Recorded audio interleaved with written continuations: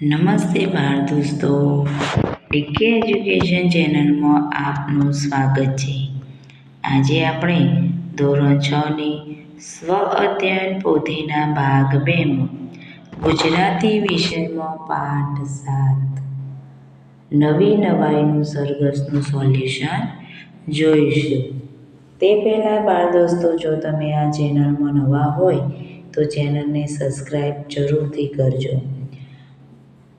Video પસંદ આવે તો તેને લાઈક અને તમારા મિત્રો સાથે શેર કરવાનું ભૂલતા નહીં. તો ચાલો સોલ્યુશન જોઈએ. પ્રશ્ન 1. સરઘસ પાઠના આધારે પાત્રોની યોગ્ય જોડ બનાવો. ઉદાહરણ અહીંયા આપેલું છે, ગૌરી તો ગાય. તો અહીંયા આપણને કૌંસમાં ઘણા બધા શબ્દો આપેલા છે. ખુશાલ, બિન્ની, કૂતરો, ગંગો, બિલાડી, કૂકડો, બળદ, બકરો, લાલ, ગધેડો, બકરી, ઉંદર, ઘોડો, કાળો, કાબરી, ટીલીઓ, બધો, કક્કો, ખિસકોલી અને ભોલો. એના આધારે અહીંયા આપણે બનાવી છે જોડો.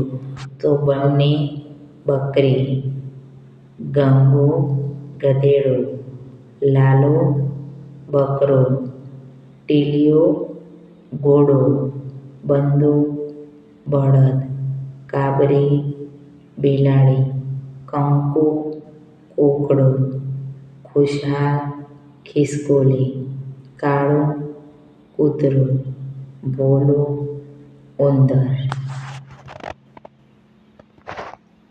હવે પ્રશ્ન 2. ઉદાહરણ મુજબ શબ્દકોશ જોડ બનાવો. એક શ્વાસે તો દોડતો દોડતો. અહીંયા આપણને કૌંસમાં શબ્દો આપેલા છે. હળીમળીને, ઝઘડવું, થાકવું, લઈ લઈને, અમથું અમથું, હોપતો હોપતો, સવાલ, સરઘસ કાઢવું, મોહે, દોડાદોડીને, દોડવું ને બોલવું. તો એમાં પહેલું છે કે ઝઘડવું. તો મોહે. થાકવું તો દોડી દોડીને. ત્રીજું છે સવાલ તો હોપતો હોપતો. ચોથું છે બોલવું તો અમથો અમથો. પાંચમું છે દોડવું તો લઈ લઈને. છઠ્ઠું છે સરઘસ કાઢવું તો હળી મળીને. પ્રશ્ન 3. આપેલા શબ્દો વાક્યમાં લખો. તો ભોળી ગાય. તો ભોળી ગાય ખેતરમાં ઘાસ ખાય છે. બીજો છે કાળો કૂતરો. તો કાળો કૂતરો ઘરની ચાકરી કરે છે. ત્રીજું છે બે બળદ. તો ખેડૂતના બે બળદ ખેતરમાં હળ ખેંચી રહ્યા છે. ચોથું છે ગરમ દૂધ. તો ગરમ દૂધ પીવાથી આરોગ્ય સારું રહે છે. પાંચમું છે નવા કપડાં. દિવાળી પર મેં નવા કપડાં પહેર્યા. પ્રશ્ન 4. આપેલા વાક્યો કોણ બોલે છે અને કોને કહે છે તે લખો.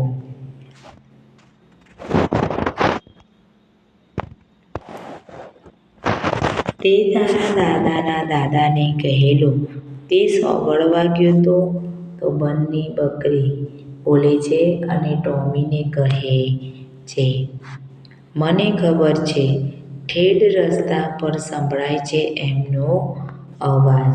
તો કાળો કૂતરો બોલે છે અને ટોમીને કહે છે, મારા માલિકે જ ભગવાન એમને 100 વર્ષના કરે.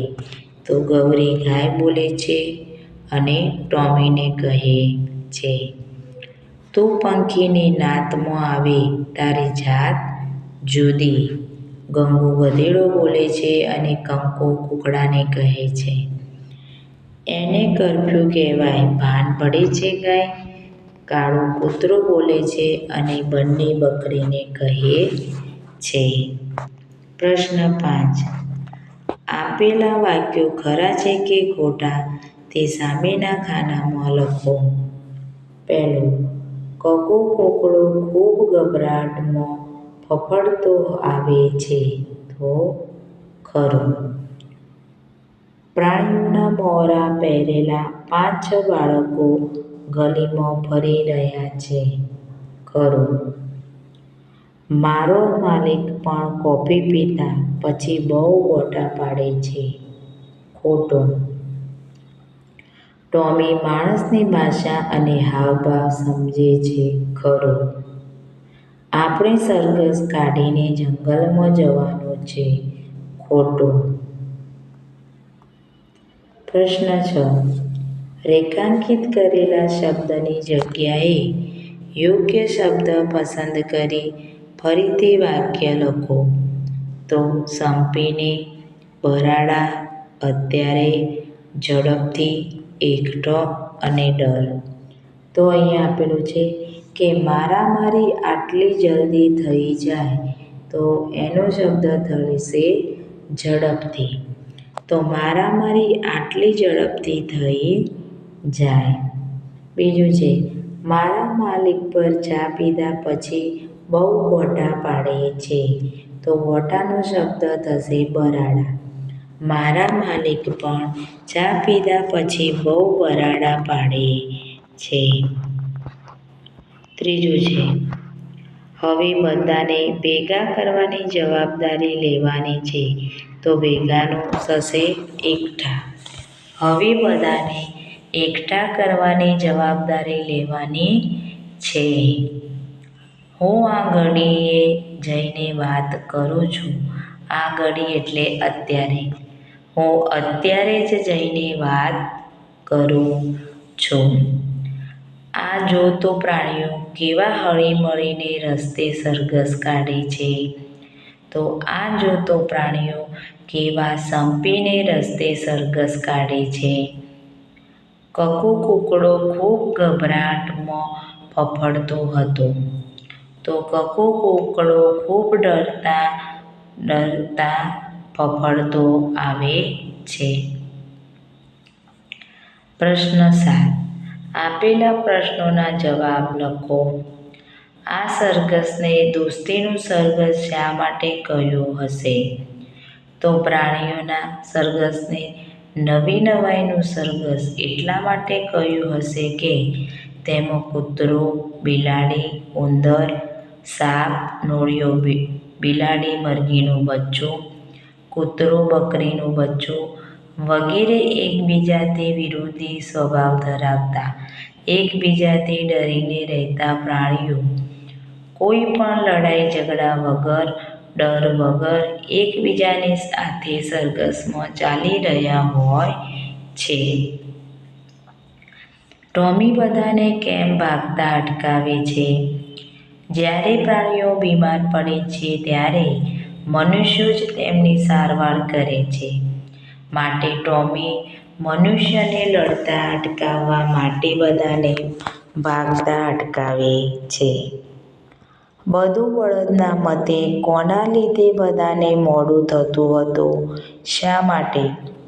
ગયા મહિને કેટલીય વાર કકુ કૂકડો સવારે કૂકડેકૂક બોલ્યો ન હતો તેથી બધાને જાગવામાં મોડું થયું.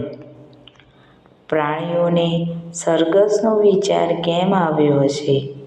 મનુષ્યને લડતા અટકાવવા માટે અને તેમને સંપ અને ભાઈચારાની શિખામણ આપવા માટે પ્રાણીઓને સરઘસ કાઢવાનો વિચાર આવ્યો હશે.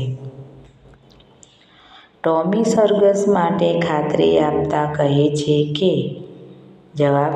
ટોમી સરઘસ માટે ખાતરી આપતા કહે છે કે જો કાશીએ ગડબડ થાય તો મારી જવાબદારી. પછી ટોમીમાં આગેવાનના કયા ગુણ તમને સ્પર્શી ગયો? કેમ? ટોમીનો શાંતિથી કામ લેવાનો અને બધાને એકસાથે રાખવાનો ગુણ મને ખૂબ સ્પર્શી ગયો. કારણ કે સાચો આગેવાન એ જ હોય છે જે મુશ્કેલીમાં ગભરાટ મચતો નથી, સૌને સંભાળે છે અને સલામત રીતે લક્ષ્ય સુધી પહોંચાડે છે. પ્રશ્ન 8. આપેલો અર્થ મુજબ રૂઢિપ્રયોગો શોધીને તેને વાક્યમાં લખો. ઉડાઉ જવાબ આપવો. અધ્ધર-પદ્ધર વાતો કરવી. ઘરમાંથી ચોરાયેલી વસ્તુ અંગે નોકરને પૂછતા તેને અધ્ધર-પદ્ધર વાતો કરે. જીભ લઈને ભાગવું તો ઊભી પૂંછડીએ ભાગવું. સિંહના પંજામાંથી છુટકારો મળતો હરણ ઊભી પૂંછડીએ ભાગ્યું. શાંત થવું તો નિરાંત રાખવી. ગુસ્સે થયેલ પતિને પત્નીએ ટાઢા પડીને નિરાંત રાખવા કહ્યું. પ્રશ્ન 9. જંગલ, વાઘ, સસલું, ચતુર, શિકાર શબ્દનો ઉપયોગ કરી વાર્તા બનાવો. તો બાળદોસ્તો, તમે તમારી રીતે પણ વાર્તા બનાવી શકો છો. એક વખતની વાત છે. જંગલમાં એક વાઘ રહેતો હતો. તે દરરોજ શિકાર કરવા નીકળતો અને નાના પ્રાણીઓને પકડતો. જંગલમાં એક નાનું સસલું પણ રહેતું, જે બહુ ચતુર હતું.